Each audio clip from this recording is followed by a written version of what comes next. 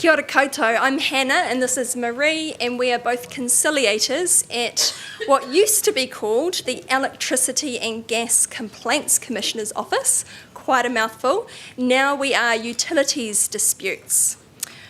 Who here has heard of us before? Oh, that's good to see, that's encouraging. And who here has had a complaint about a power company or helped a client with a complaint about a power company? Yep, a few hands. Great. So our job is to help you resolve complaints about any provider of electricity and gas. We're independent, so all providers, that's all the power companies, have to belong to our scheme. Now Marie's going to explain a little bit more about how we work and how to contact us, and then we'll tell you a bit about some complaints we've looked into recently. Morena everyone.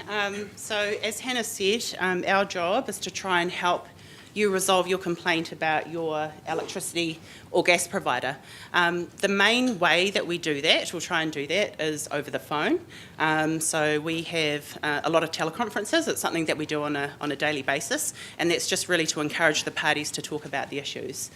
Something else that we do often is meet with people face to face. So we will travel anywhere in New Zealand if needs be, and meet face to face with both the clients and the company involved. Now, as well as being mediators, we are also, obviously we have industry expertise. So if the complaint is unable to be resolved between the parties, if they're unable to come to a settlement, then we can investigate the complaint. And as some of the other commissions and ombuds offices said before, ultimately if it can't resolve, then our commissioner also can make a determination, and that determination is binding on the provider, it's not binding on the consumer. Now we've tried to make it as easy as possible for everyone to make a complaint, so you can make a complaint by any means possible, which means phone, text, email, fax, which does still exist, write a letter, and as you saw earlier, a lot of you, we also use social media, so Facebook. We've got some chocolate over there, and we would love for you to come and take a chocolate, and please like us on Facebook. So we can look into almost any complaint about almost any provider of electricity and gas, and we're always keen to talk about anything in that sphere, so yeah, do call us if you need to. So we've picked out a couple of complaints to tell you about today and see if any sound familiar. The first one is about appliance damage. So a tree fell on some power lines, which caused a high voltage line to touch a low voltage line, and this sent a surge through the network, and it fried Mr. K's appliances. So he wanted $5,000 compensation from his distributor, so that's the local lines company that operates the electricity network. So what do you think? Do you think the distributor should be responsible, or somebody else? Insurance, that could be another place. In this case, it wasn't. There wasn't any negligence or anything like that. It just fell onto the lines. Yeah, it might have belonged to a council, so it could have been there another party. Well, shall I give you the answer?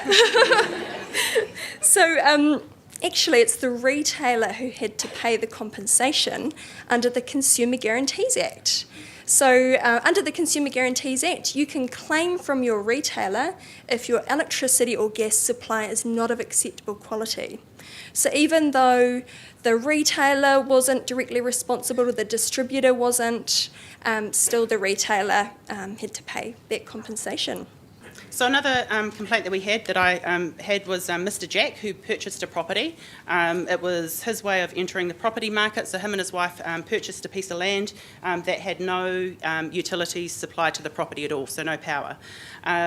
They moved on to the property and subdivided and decided they would build a small kit set type home on each of those properties. When it came time to connect power supply, they were living off a generator. When it came to time to connect power power supply to the property, the distributor or the network, which is the lines company in the area, said that it would cost them approximately $50,000 to do this. Mr. Jack had obviously just spent all the money on building the 2 homes and explained that he didn't have that much. He said, look, I reckon I can get the cost down by doing a lot of the non-electrical trenching work myself, and I don't need a really big transformer. These are really small homes. So quite early on, it became clear to me in our office that there was obviously a lot of confusion about the layout of the property and what was required. So this was one of the cases where myself and my manager went out to the property.